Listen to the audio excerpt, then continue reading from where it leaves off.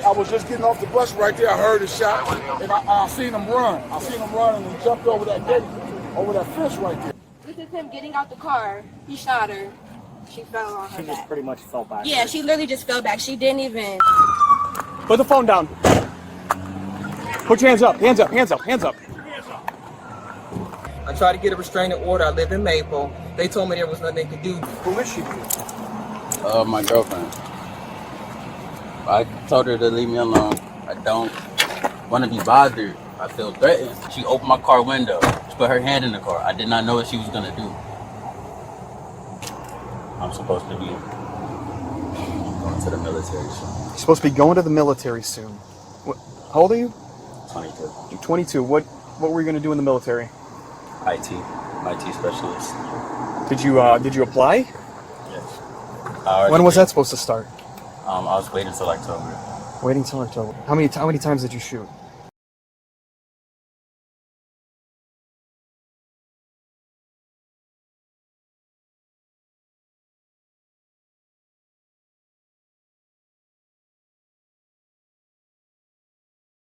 I seen him jump over that fence. Were you here? Did you witness it?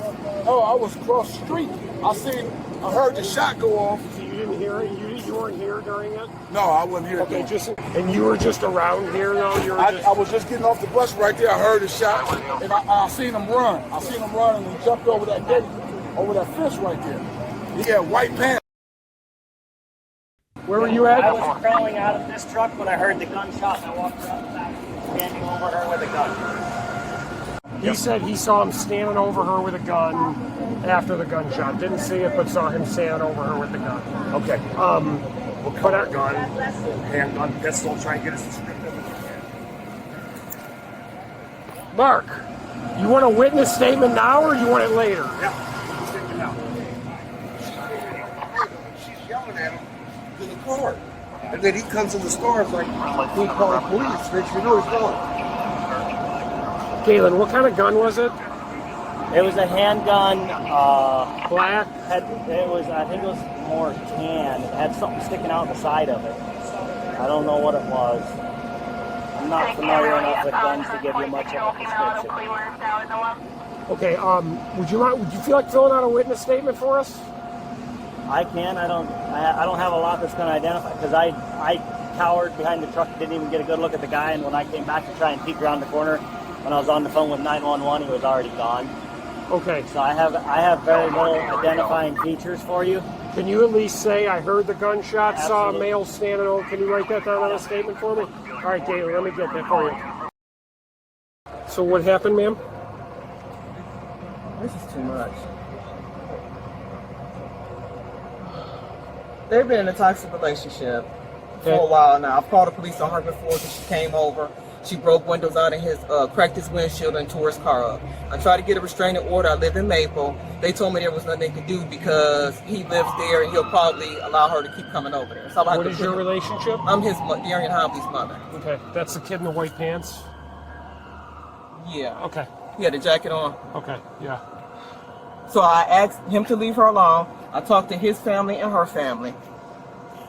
Oh, I'm shaking. And I asked them to leave each other alone. From my understanding, they had left each other alone. She came over this morning and was ringing my doorbell.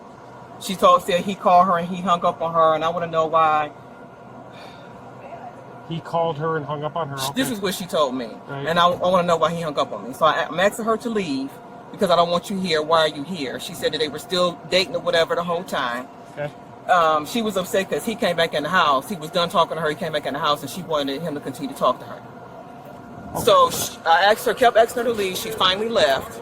He came in the house and said, "I'm finna go to AutoZone." He's supposed to came up here to get his battery checked because his battery went. Is that the white car? His white car? Yeah. Well, it's in my name. It's mine. Right. Right. So he came up here. As he was driving up the Libby, I seen her in the middle of the street. She was following him and like trying to hit his car going up Libby Road. Okay. Go ahead. So I asked her to leave him alone. I said, when I went outside and talked to her, I said, y'all need to leave each other alone. Why are you over here? I asked you to leave. And she said, well, I want to talk to him. I want to know why he hung up on me and all this stuff. So like I said, she followed him up here. It was people, traffic backed up because he was trying to drive straight and she kept trying to crash into his car. Go ahead. So I don't know what happened when they got up here. He just called me and said something bad happened. I was just protecting myself. So I'm asking him what happened. He said I shot her. I was trying to protect myself. There's a male in white pants, black male, white pants, black zip-up hoodie, walking out towards Broadway on the phone. Put the phone down. Put your hands up, hands up, hands up, hands up.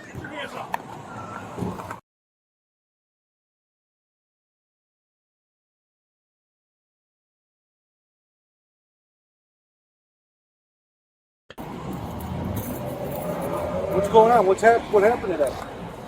I told her she was the trespass in my house for incidents at my house, breaking my windshield and stuff. And I told her pretty much not to come back. We kind of got into it this morning, and I was telling her not to come to my house. She was begging to come to my house, and I'm telling her, please do not come to my house. Not come to my house, not come to my house. That's the biggest move, because now I get in trouble with my mom. So she decided to come to my house. I told her to leave. I told her to leave. I didn't want to talk to her. She came to my house. I told her to leave. I talked to her. My mom told her to leave. She kept going. Who is she? Huh? Who is she? My girlfriend. I told her to leave me alone. I don't want to be bothered. I feel threatened. Where's the gun at? I threw it away. Huh? I threw it away. Where? In the sewer. Huh? In the sewer. What sewer? Not really too sure. All right, listen, you have the right to remain silent. Anything you say will be used against you in court. If you can't afford an attorney, one will be appointed to you. At this time, do you understand your rights? Okay, is there anything you wish to tell us? I know you said that you got into it with your girlfriend, right? Where do you live at? You live in and she came to your house today? Yes. How'd you get over here?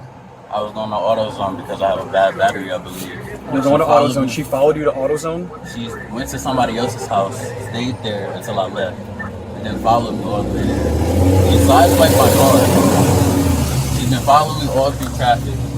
And I've been telling her to just leave me alone. I've been telling her to move away from my car because she keeps bothering me. She keeps antagonizing me. She keeps trying to hit me. So I'm just like, okay, can you move?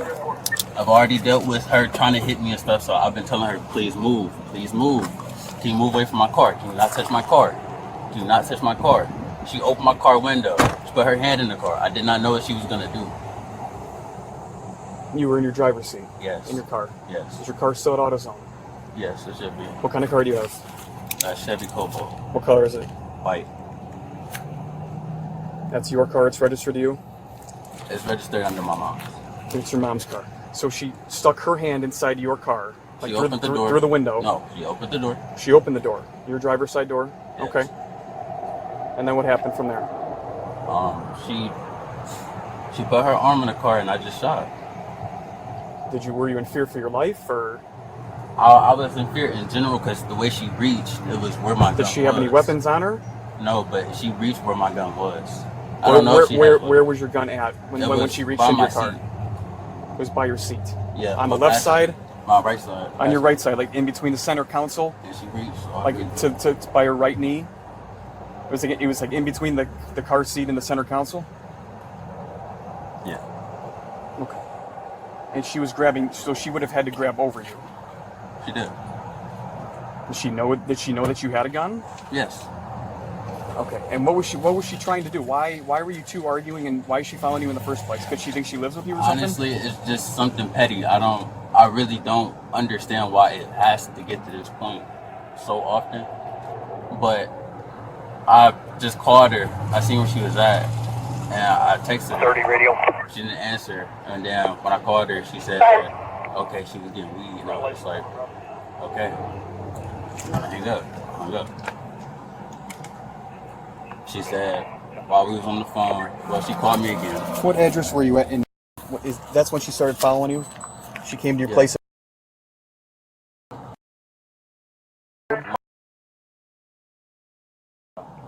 Is it an apartment? No. Libby? Yes. That's Libby. All right, so she came to your house. And then She followed you all the way down here. What was she trying to do? I don't know. That's what I'm saying. It seemed like she was about to hit my car several times. She got really close in between me and another car right there. Not right there, but Which sewer did you jump the gun on? I'm not. Is it on this street?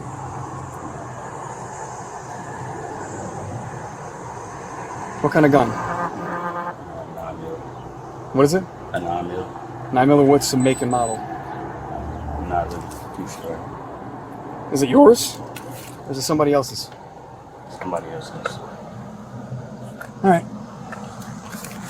So is one of these sewers around here? Couldn't be far, right? We're gonna have to get it. So your cooperation is gonna help out a lot.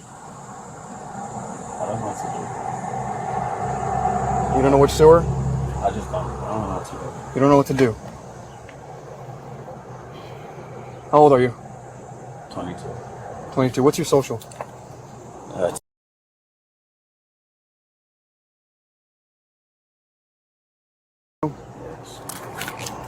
I'm supposed to be going to the military soon. You're supposed to be going to the military soon. What, how old are you? 22. You're 22. What were you going to do in the military? IT specialist. Did you apply? Yes. I already When was did. that supposed to start? I was waiting until October. Waiting till October. Okay. Yeah, I know. You're gonna let this is your ex-girlfriend, current girlfriend, or something? I wanted it to be my ex-guest parent. I'm not really too sure how to put it, if I'm being honest. You're gonna let this girl just kind of ruin what kind of future you could have?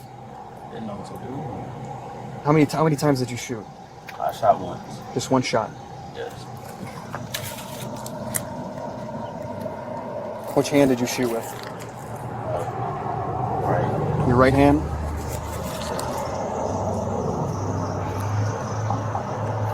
You know what color the gun is? Not Is it gray, white, black? brown. What is it? Brown. Brown gun? Just a handgun? Yes, sir.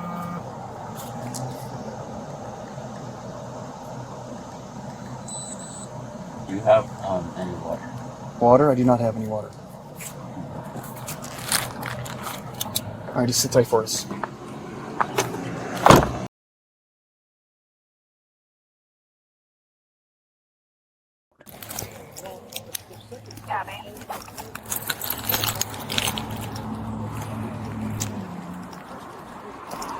Hey guys, can you just stay away from the car for me? Maybe hang out somewhere else. You know, if my ride comes, will I be able to leave, or do you guys? Did anyone gather your The information? guy that had on like the blue, he wasn't in uniform. Yeah. He gathered your info. Yeah, my ID Okay, and then yes, I everything. think you're good to go. Yes. Okay, thank you. You're welcome.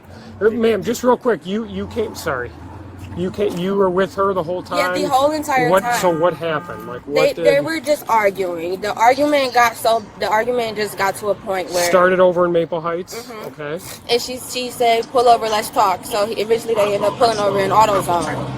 Okay. She gets out the car. He puts his She parked here. No, she parked behind his car. I moved her car when she got out the car. No, I moved her car when I went to pull off, when I thought he was coming back out another time. Okay. Yeah, that's when I went to pull So he off. went into AutoZone and out of AutoZone. Yeah, he shot her, went in, He went in, told him to call 911, and then came back out, and then came back out. and then like tried to Took pick one her more- up. Oh, did he? I Did didn't he? see that. He came right up to Uh-huh. her, which was right in the general direction And that's of me, why- so I went back behind Yeah, the and truck. that's why I ran into the car to pull off, because I'm like, oh, don't shoot me. Like, he already don't like me, so don't shoot me. Right. So, so when I pull off and I see that he's trying to pick her up and trying to help her, I pull the car back around because I'm like, okay, maybe he's a little bit more sane right now. And I think when I heard the ambulance coming, that's when I pulled the car over here to get out of the way of Right. the Okay. ambulance. Fair enough. Yeah. So the interaction, you were sitting in the car right behind when he shot her. Yeah. What was going on during that time? So she came back to the car.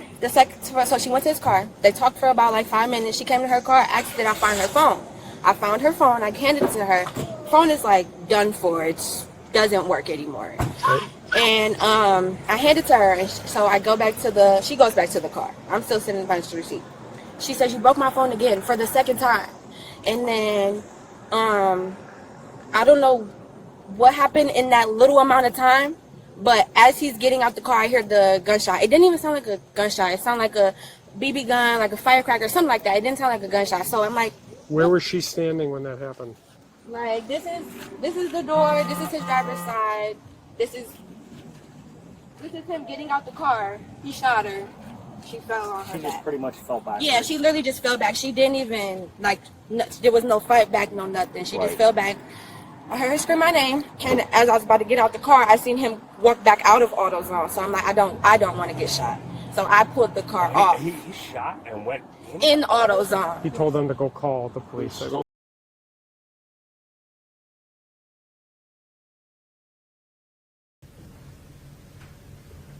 He will be haunted by this for the rest of his life.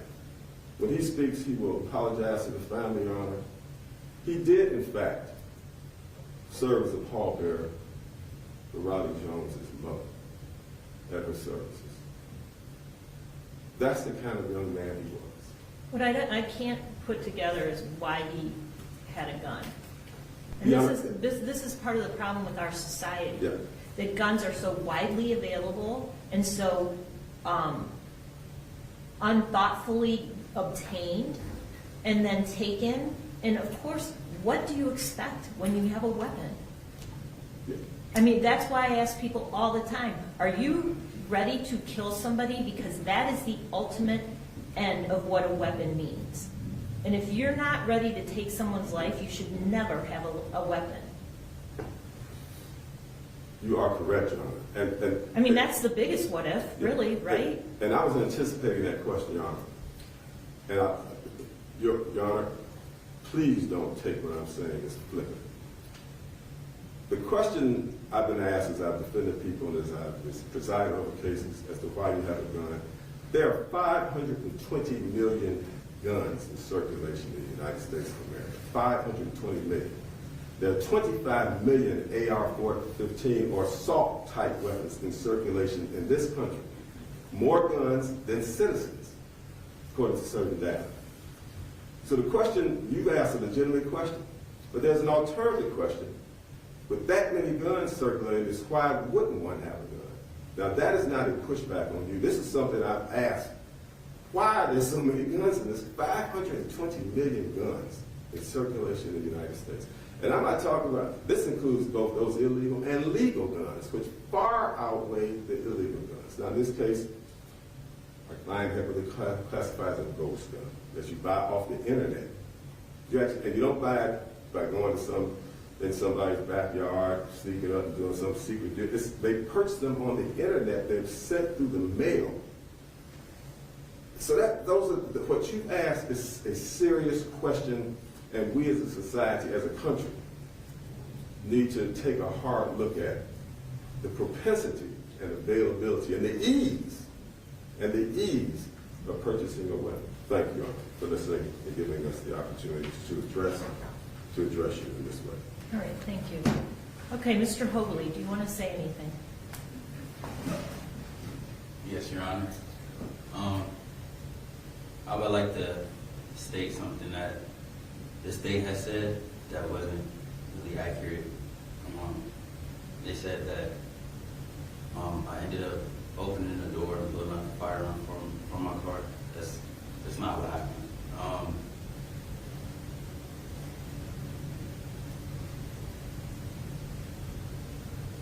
Riley opened the door, staring at the gun. And she said she didn't care about the gun. She didn't care if I was mad. Staring at the gun. I tried to get her attention. She just kept staring at the gun. And then she lunged in across my body. I was stuck in my seat. I had a seatbelt on. I had the gun there, but not to hurt her or hurt anybody. I just carried it on my person when I went anywhere. So when I was going into the AutoZone, I planned on just having it on my person, not to hurt it. And she reached for it. I just got scared.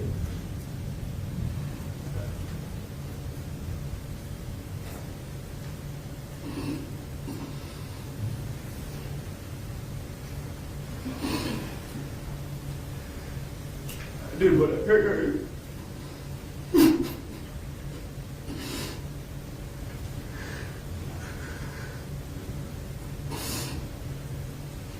I tried to help her. I asked somebody to call 911. I tried to help. I didn't know what to do.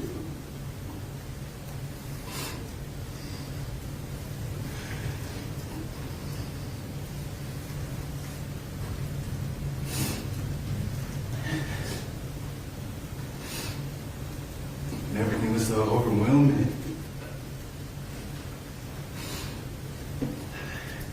I just walked away. I just needed a new scenery. So I walked away. And I thought to hurt myself.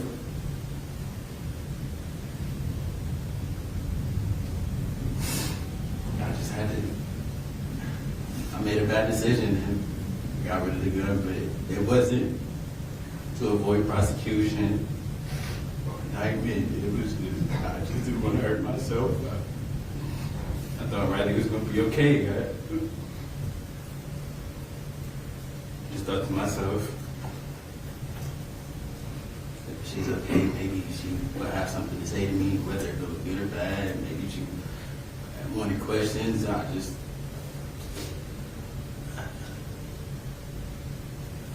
never thought.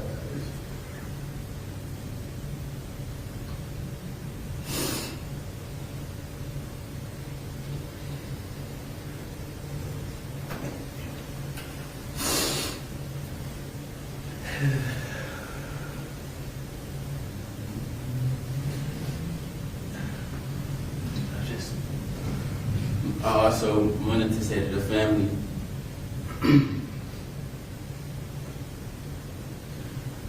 that I understand that my words cannot give back what has been taken from them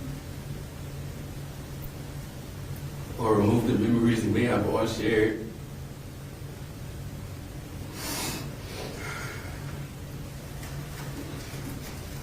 Understanding the anger,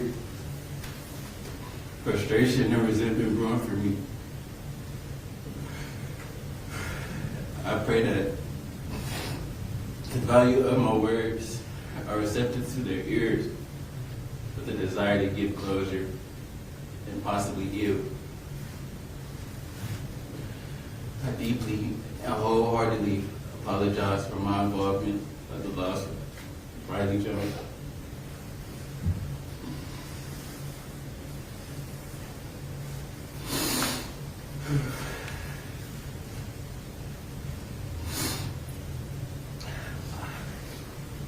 I wish that I would have known what I know now to do more to just prevent what happened. And every day, what took place, every day I think about what took place just to find a way out. But I'm just left with disbelief with reality, how things actually happened.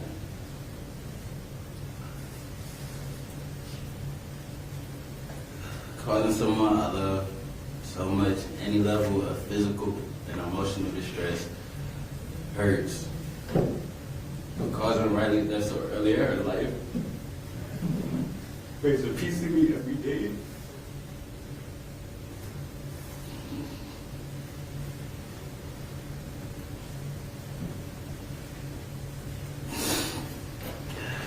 Once again, I am sincerely, with all the love and remorse in my heart, apologetic for the loss of Riley Jones. Okay. All right, thank you. Your Honor, Yep. give me that bar for 1 second. Yep.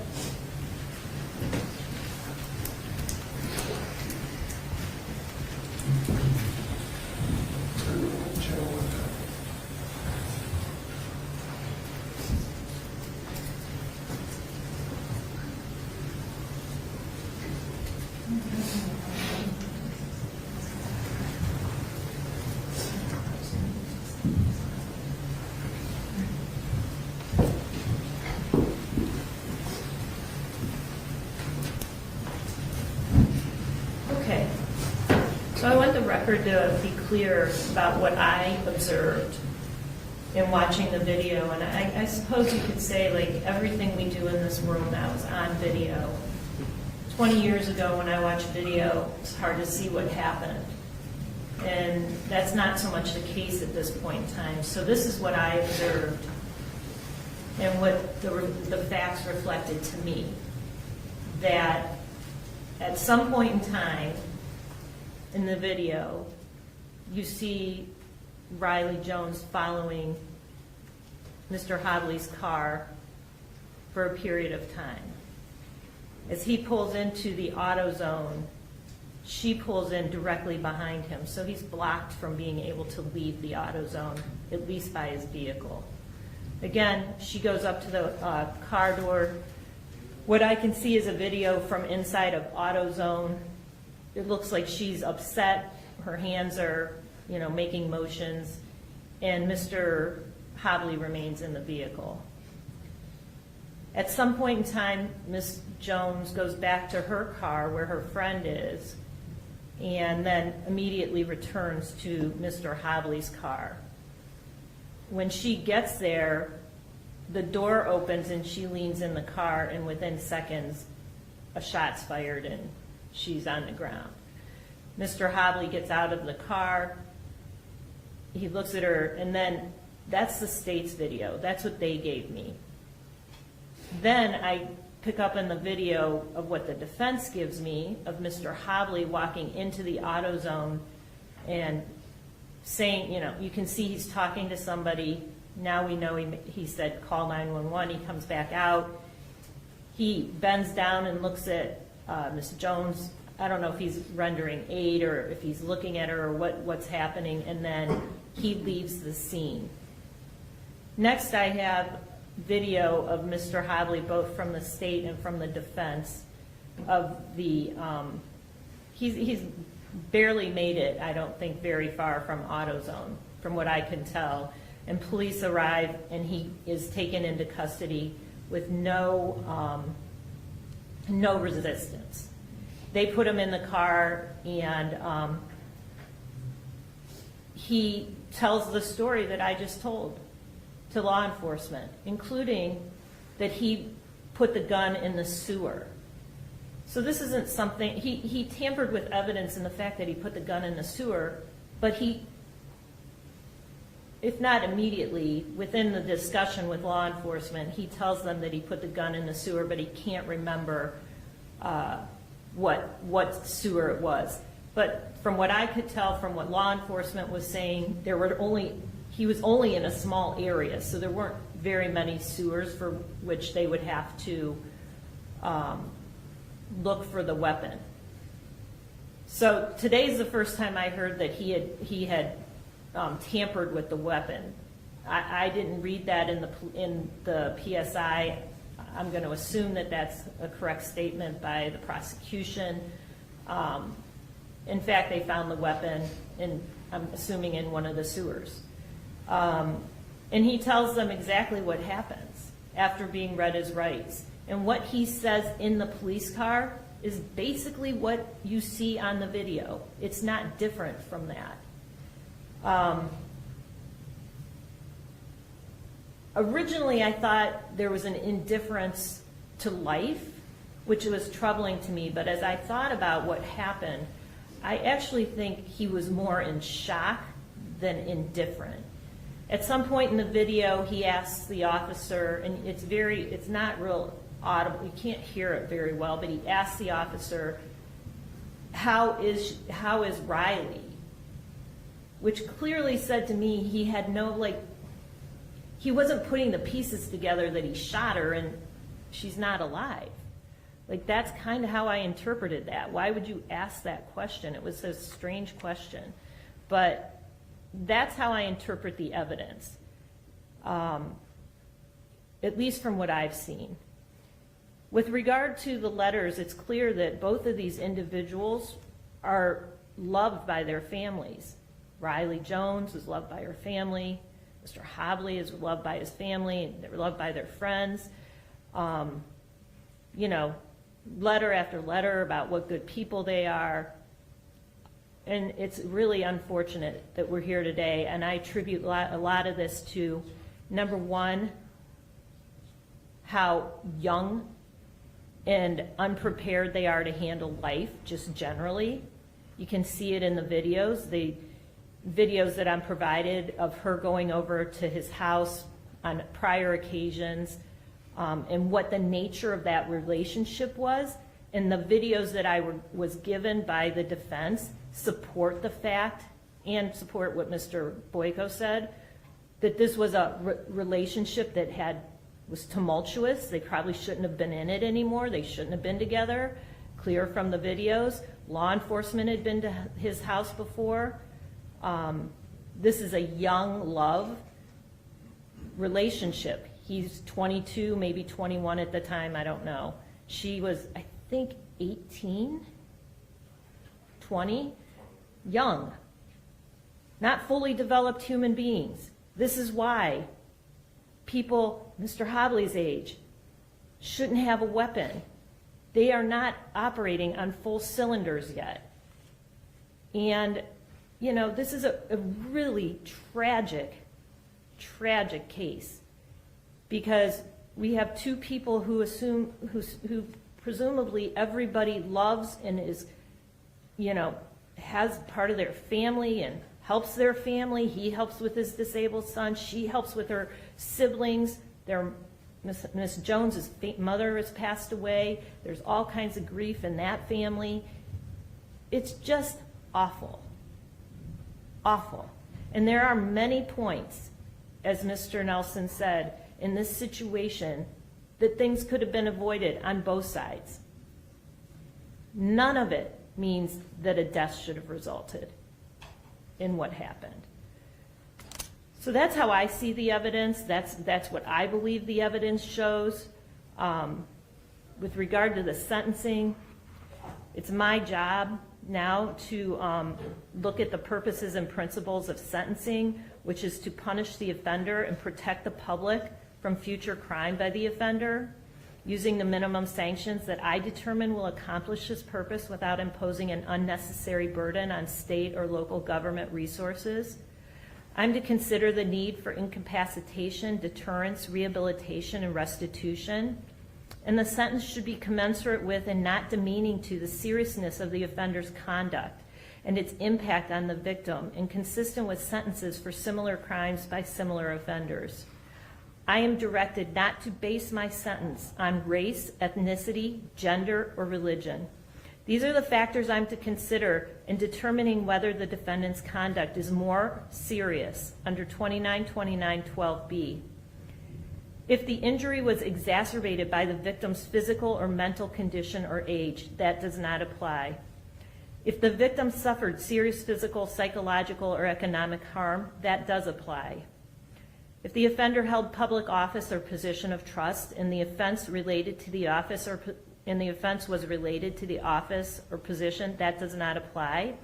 If the offender's occupation obliged the offender to prevent the offense or to bring those committing it to justice, that does not apply. The offender's reputation, occupation, or office facilitated the offense or is likely to influence others, that does not apply. If the offender's relationship with the victim facilitated the offense, that does apply. If the offender acted for hire or as part of organized criminal activity, that does not apply. If the offender was motivated by prejudice based on race, ethnicity, gender, sexual orientation, or religion, that does not apply. If this occurred in a domestic violence or assault case, the offender is a parent or custodian, or the victim was a family or household member, or the offense was committed in the vicinity of one or more children other than the victim.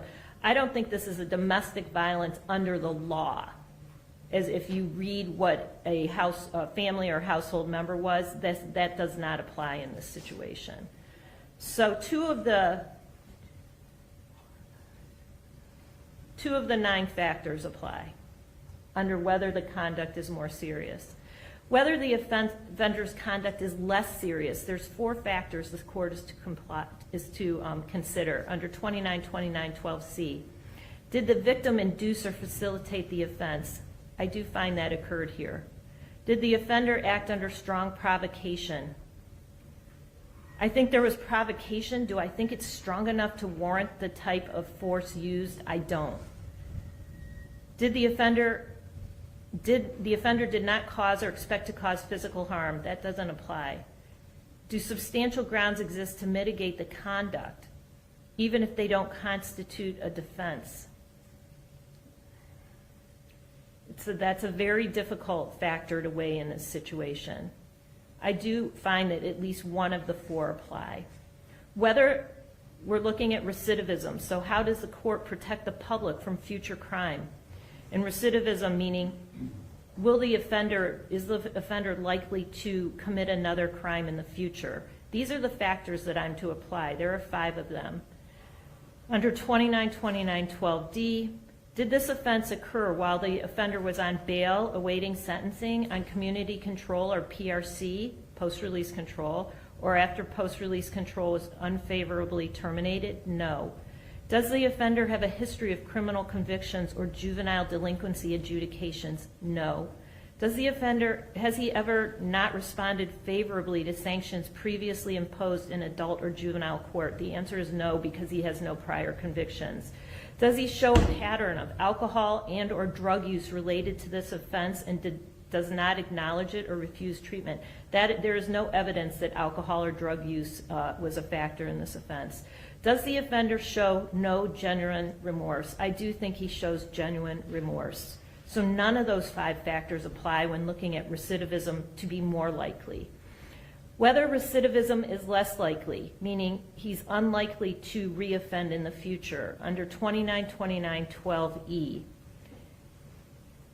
There are again 5 factors the court is to consider. Does the offender there are no prior juvenile delinquency adjudications? That is true.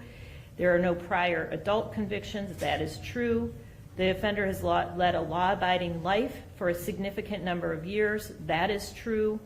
The offense was committed under circumstances unlikely to recur. That is unknown. The offender shows genuine remorse. I do find that is true. So at least 4 of the 5 I can definitively say in this case are true.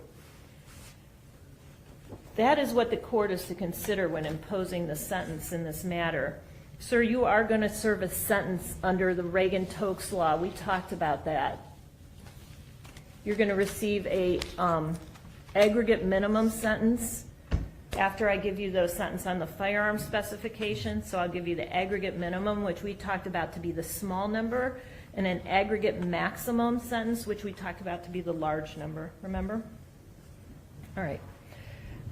Okay, so once I give you your sentence, and it does fall under Reagan-Tokes, you will serve the firearm specification first and then the aggregate minimum sentence. After that is done being served, the Department of Rehabilitation and Corrections can keep you incarcerated beyond the minimum term if it makes specified findings rebutting the presumption of release. Presumption of release means that after you serve the firearm in the small number, you should get out. That's the presumption of release. However, if the Department of Rehabilitation and Corrections finds, after holding a hearing pursuant to 2967.271, that any of the following apply, they can hold you longer. Regardless of your security level, if you violated institutional rules that compromise prison security or the safety of staff or inmates, or that involve physical harm or threat of physical harm to staff or inmates, and those infractions demonstrate a lack of rehabilitation and your behavior demonstrates you continue to pose a threat to society, you could be held longer. If you were placed in extended restrictive housing at any time during the year preceding the hearing, they could hold you longer. If you are classified at a security level of 3 or higher, you could be held longer. If the release presumption is rebutted, DRC, the Department of Corrections and Rehabilitation and Corrections may keep you incarcerated for a reasonable period as specified by DRC, but they can never exceed the larger number. The presumption of release applies to the additional period imposed by DRC, and another hearing must be held to further extend your incarceration.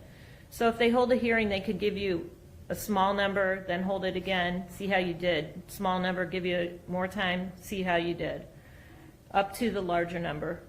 After you're released, you are going to be on post-release control for a period of 2 to 5 years. I think when I took your plea, I might have said 3 to 5, but it's 2 to 5. Do you understand that? Yes, Your Honor. All right. Do you have any questions about that? No, Your Honor. All right. I think I said 3 to 5. So if I did, I need to ask you, do you want to withdraw your plea because I gave you a different number at that time? No, Your Honor. All right. Okay, so post-release control is supervision after serving a prison sentence. In this case, you will be on post-release control for 2 to 5 years. If you violate that supervision, you could go back to prison for up to 1/2 of the sentence that you receive. You could be charged with a felony called escape for failing to report to your parole officer. They could make your supervision harder for you or longer. Do you understand? Yes, Your Honor. All right, your fines, fees, and costs are waived. Thank you, Your Honor.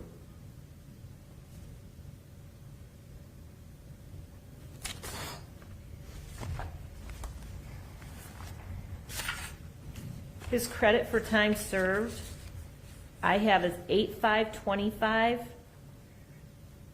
Was he arrested on the 4th, though? Yes. Okay. 8/4/25 to 2/24/26, which is today's date. So that's 205 days.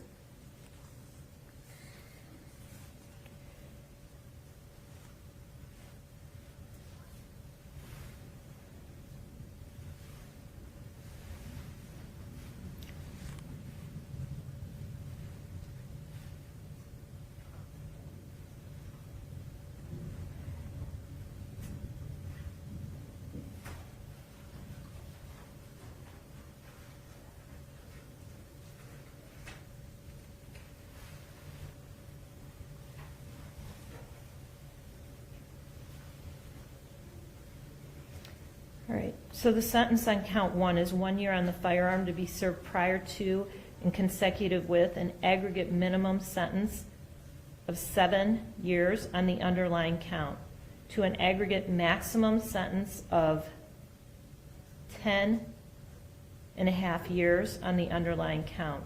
Count 5, 24 months. Counts 1 and 5 to run concurrent to each other. You have an 8-year sentence to serve up to 10.5 years. You're ordered remanded and transported.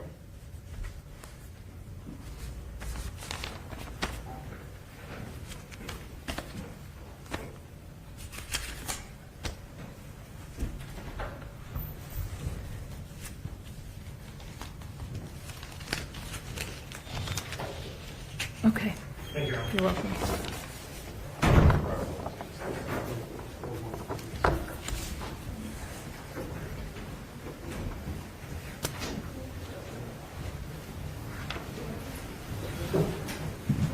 So it's really important that you guys get the stories right.